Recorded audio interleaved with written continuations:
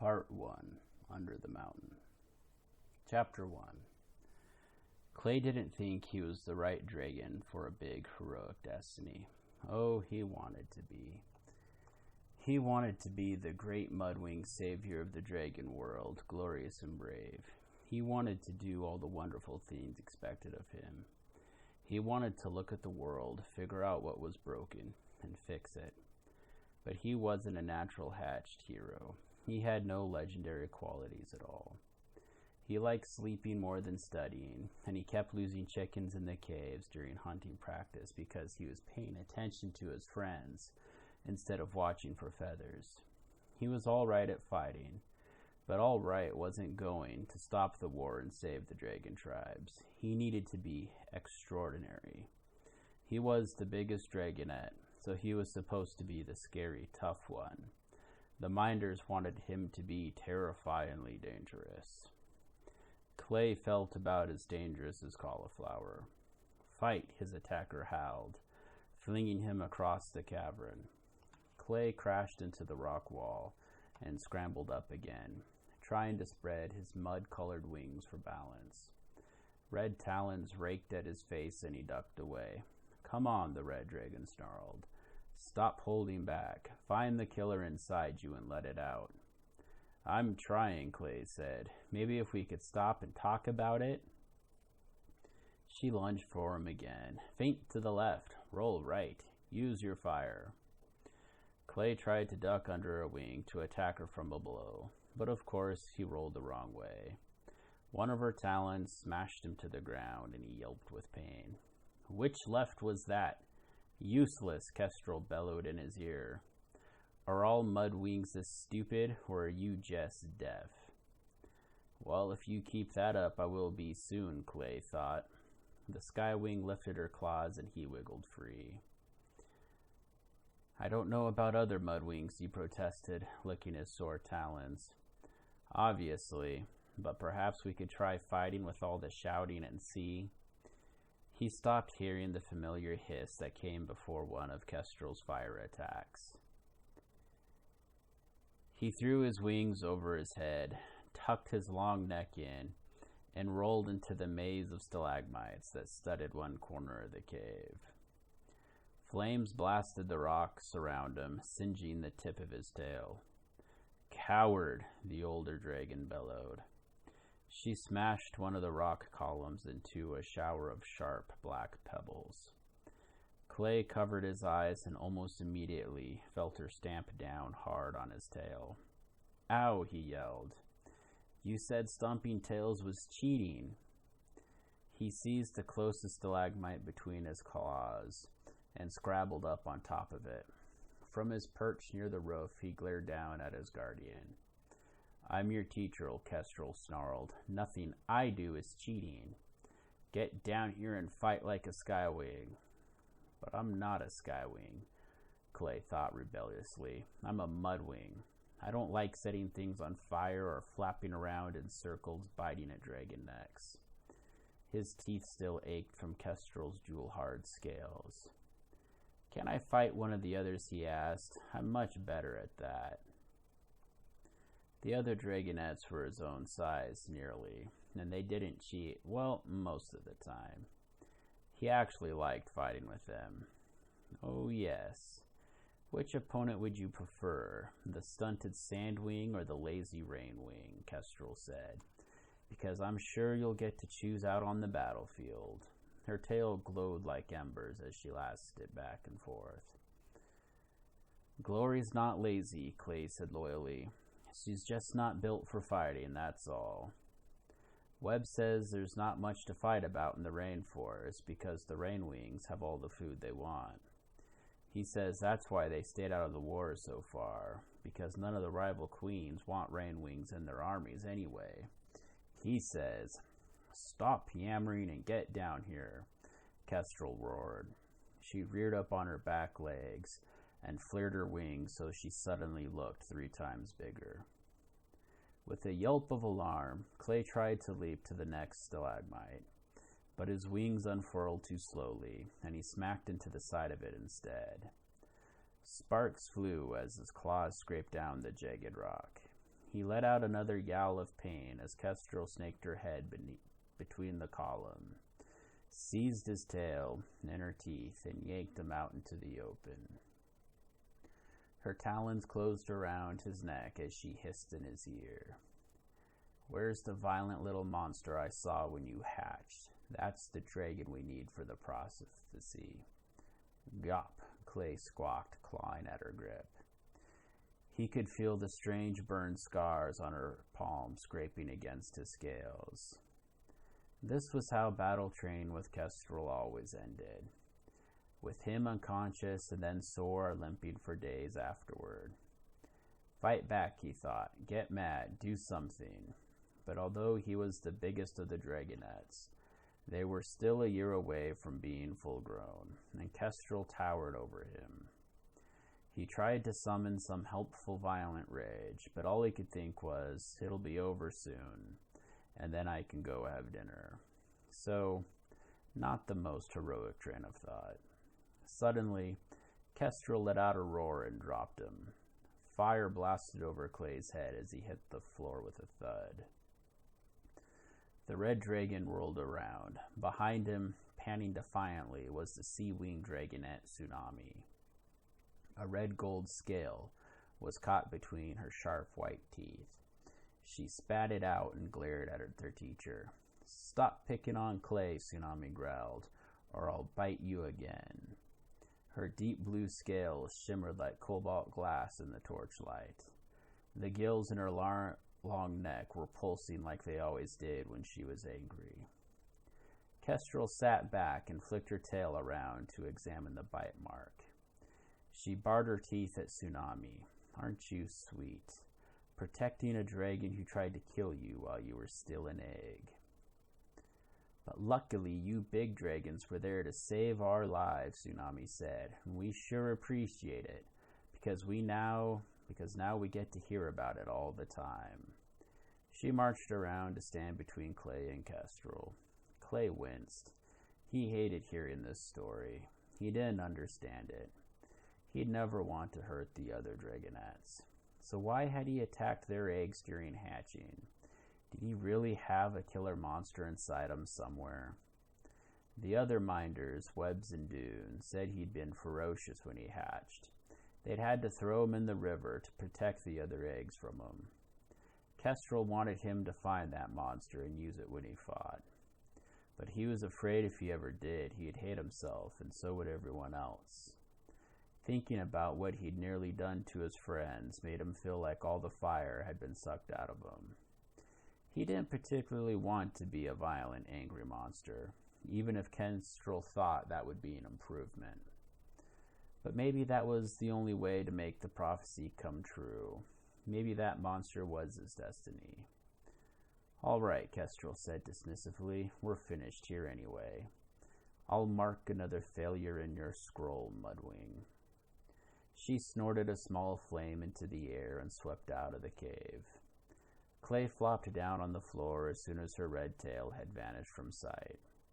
It felt like every one of his scales was stinging from the burns. "She's going to be so mean to you during your training tomorrow," he said to Tsunami. "Oh no," the sea-winged dragonette gasped. "I've never seen Kestrel be mean before. That'll be so unexpected and out of character." "How?" Clay groaned. "Don't make me laugh. I think my ribs are broken." "Your ribs are not broken," Tsunami said, poking him in the side with her nose. "Dragon bones are almost as hard as diamonds. You're fine. Get up and jump in the river." "No." Clay buried his head under his wing. Too cold. Jump in the river was Tsunami's solution for everything. Bored, aching bones, dry scales, brain overstuffed with the history of the war. "Jump in the river," she'd shout whenever any of the other dragonettes complained. She certainly did not care that she was the only one who could breathe underwater, or that most other dragon tribes hated getting wet. Clay didn't mind being wet, but he couldn't stand being cold, and the underground river that flowed through their cave home was always freezing. "Get in," Tsunami ordered. She seized his tail between her front talons and started dragging him toward the river. "You'll feel better." "I will not," Clay shouted, clawing at the smooth stone floor. "I'll feel colder." "Stop it! Go away! Ah!" His protest went up in a cloud of bubbles as Tsunami dumped him in the icy water. When he resurfaced, she was floating beside him, ducking her head and splashing water over her scales like a beautiful overgrown fish. Clay felt like a gawky brown blob next to her. He splashed into the shallows and lay down on a submerged rock ledge, with his head resting on the bank of the river. He wouldn't admit it, but the burns and aches did feel better in the water. The current helped wash away the smoky rock dust caught between his dry scales. Still too cold, though. Clay scratched at the rock below him. Why couldn't there be just a little mud down here? "Kestra will be sorry one day when I'm queen of the sea wings," Tsunami said, swimming up and down the narrow channel. "I thought only a queen's daughters or sisters could challenge her for the throne," Clay said. Tsunami swam so fast. He wished he had webs between his talons, too, or gills, or a tail like hers, so powerful she could nearly empty the river with one big splash. "Well, maybe the Sea Wing Queen is my mother and I'm a lost princess," she said, like in the story. Everything the Dragonettes knew about the outside world came from scrolls picked up by the Talons of Peace.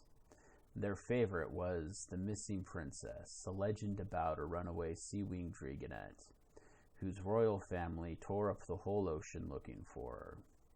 At the end, she found her way home, and her parents welcomed her with open wings and feasting and joy. Clay always skipped the adventures in the middle of the story. He just liked that last part. The happy mother and father, and the feasting. The feasting sounded pretty great, too. "I wonder what my parents are like," he said. "I wonder if any of our parents are still alive," Tsunami said. Clay didn't like to think about that. He knew dragons were dying in the war every day. Kestrel and Webs brought back news of bloody battles, scorched land, and burning piles of dragon bodies. But he had to believe his parents were still safe. "Do you think they ever miss us?" "Definitely," Tsunami flicked a spray of water at him with her tail. "I bet mine were frantic when Webb stole my egg, just like in the story." "And mine tore apart the marshes," Clay said. They'd all imagined scenes of their parents' desperate searches ever since they were young dragonettes. Clay liked the idea that someone out there was looking for him, that someone missed him and wanted him back.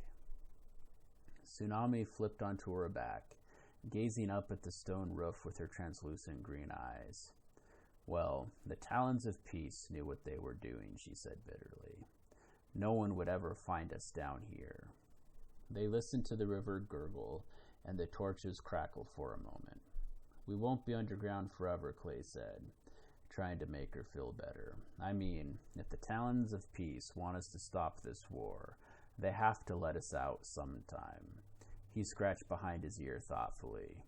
"Starflight says it's only 2 more years. He only had to hold on that long. And then we can go home and eat as many cows as we want." "Well, first we save the world," Tsunami said, "and then we go home." "Right," said Clay. How they were going to save the world was a little fuzzy, but everyone seemed to think they'd figure it out when the time came. Clay pulled himself out of the river, his waterlogged wings heavy and drooping. He spread them in front of one of the torches, arching his neck and trying to get warm. Feeble waves of heat wafted against his scales. "Unless," Tsunami said. Clay lowered his head to look at her. "Unless what?" "Unless we leave sooner," she said. She flipped over and pulled herself out of the water in one graceful motion. "Leave," Clay echoed, startled. "How? On our own?" "Why not?" she said. "If we can find a way out, why should we have to wait another 2 years? I'm ready to save the world now. Aren't you?" Clay wasn't sure he'd ever be ready to save the world. He figured the Talons of Peace could tell them what they had to do. Only the 3 guardian dragons, Kestrel, Webs, and Dune, knew where the Dragonettes were hidden, but there was a whole network of Talons out there ready for the prophecy. "We can't stop the war by ourselves," he said. "We wouldn't know where to start." Tsunami flapped her wings at him in exasperation, showering him with cold droplets. "We can too stop the war on our own," she said. "That's the whole point of the prophecy." "Maybe in 2 years," Clay said. "Maybe by then I'll have found my dangerous side. Maybe then I'll be the ferocious fighter Kestrel wants me to be." "Maybe sooner," she said stubbornly. "Just think about it, all right?"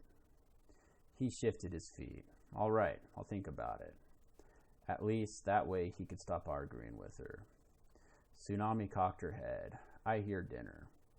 The faint sound of dismayed mooing echoed up the tunnel behind them. She poked Clay cheerfully. "Race you to the hall." She whirled and pounded away without waiting for a response. The torches in the battle room seemed dimmer, and cold water was seeping under Clay's scales. He folded his wings and swept his tail through the debris of the smashed rock column. Tsunami was crazy. The 5 Dragonettes weren't ready to stop the war. They wouldn't even know how to survive on their own.